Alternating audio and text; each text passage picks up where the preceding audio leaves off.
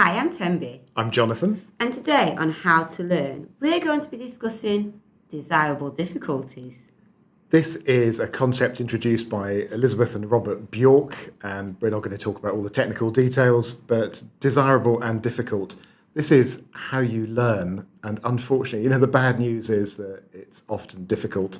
I don't think that's going to be news to anybody very much, but it takes work. That's the problem. Oh my gosh, shock, horror, horror. Yeah. How surprised are you that? So if you think, when you try and cram knowledge into your head, and maybe that works for a moment if you have to regurgitate it in the exam, and then you forget it all afterwards. Yeah.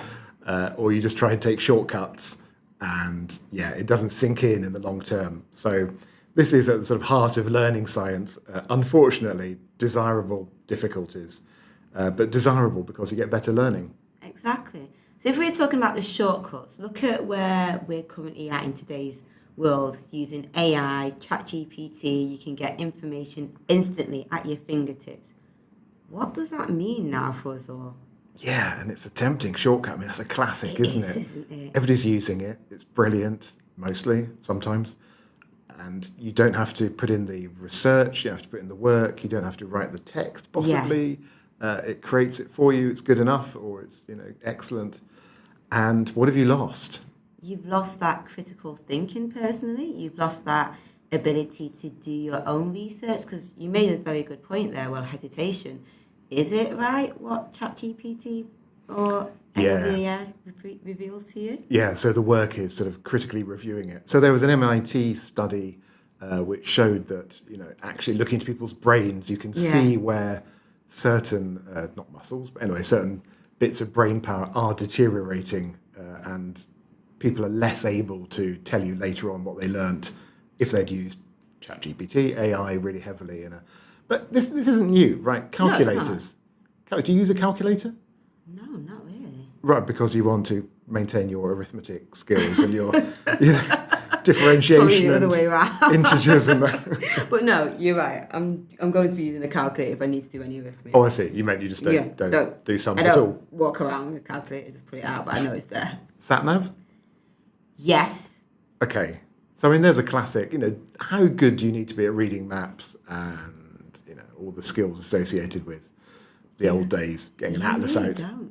You really don't. But the ability to read a map will save you when your phone battery does go. Right. So what's that emergency skill worth? And this is, a classic mountain rescue point. People navigating via phone, and then the battery dies, and they're stuck up Snowdon. Mind you, if your battery's died, you can't call mountain rescue. So that solves itself. Maybe that, With your last dying battery, you make a call because you haven't got the navigational skills. It's difficult because real effortful learning, you have to pay attention, think hard, takes up energy. You're getting poorer results in the short term. Yeah. And it's just effort. Do you remember that revision moment when you think, well, I've learned this, and you run down the page and think, I've learned that. And then you attempt to cover the page. And it's like, maybe I haven't quite learned it. Maybe you haven't. So, in essence, it's like we're giving up one thing for another. So what will enable us to create things easily or access information readily, what's that doing to the other part of our brain? Like our brain muscle is not being used as it used to be. In terms of research, insight. And muscle is a great metaphor. Well, the best one I found was think about going to the gym. Yeah. You go down and you lift weights. I don't. You go down and you lift weights, apparently. You could take a little forklift truck with you to lift the weights. You could. You could put your feet up, have a cup of tea, and watch the forklift truck lifting the weights for an hour, or however long people spend in the gym. And you've lifted the weights. Job done. Absolutely. The metaphor actually works. that is kind of what the brain is doing. If you just put your feet up and watch, job done. You get the result, the text, the research, but you haven't actually exercised the muscle, which may have been the point or may not have been the point.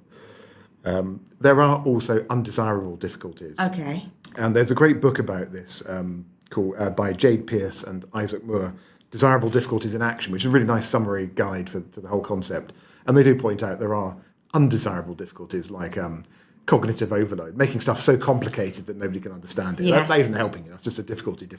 Exactly. Or, if you're tired, that isn't actually helping you to learn. Even though everything feels more difficult, it just is more difficult. It is more difficult, definitely. But the desirable difficulties tend to be around processing and actually thinking about stuff, working through it, testing yourself, using a different environment, etc. So I think it's just about finding a balance, isn't it? And understanding which muscles you want to exercise and which you're happy to let get a little flabbier in the interest of speed. Exactly. Like, I'm not going to remember phone numbers anymore. No. Yeah, No. Exactly. Who does that anymore? Right. Yeah. I can remember my childhood phone number. That's useless and it. That's it. Lovely. So, Desirable Difficulties. I really, really recommend the book. I think everybody should read it. And it's quite short. Very short. And friendly. Yes, we like that. So that's not, it's moderately difficult, but not too difficult. So good luck with those desirable difficulties and understanding which muscles you're going to exercise. And don't take heavy mechanical equipment down the gym. We are not recommending that in any circumstance. Lovely. Thank you. Thank you for listening. Bye.